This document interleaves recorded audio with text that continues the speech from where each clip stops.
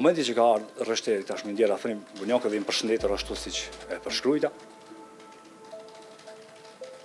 Në ato qaste, ndoshta jam larguar prej tij 3 ose 4 metra, jo më shumë.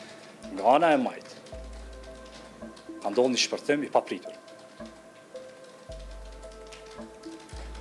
Më njerë kam kuptu që jem plagos në krahun e majt.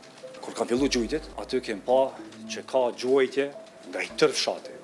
Nga 10 pozicione ka pas gjuajtje me kalibra ose me armë të ndryshme. Në anën e majt time, kam vërejt që tashmë rreshteri afrim Bunjaku kam mbetur i shtrirë në shtëpinë, në pozicionin si ka qenë në shtëpinë i shtrirë dhe i gjakosur nga qafa dhe fytyra dhe i palëvizshëm.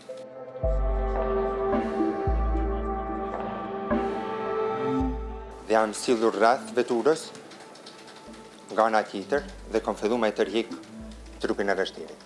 Ku edhe kemi arrit me fut në veturë. Në ato momente kom kontrollu për puls, edhe pse sulmi asnjëherë nuk është ndalë, nuk kom mujt me vrejt puls, por për shkak të sulmit nuk kemi mujt me i dhanë ndihmë tjetër.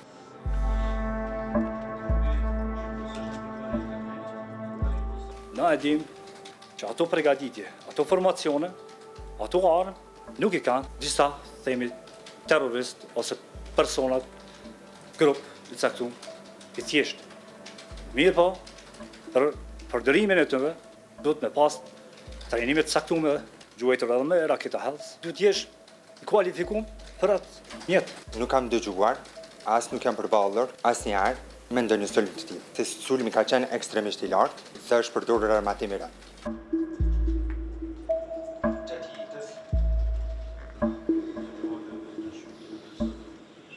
So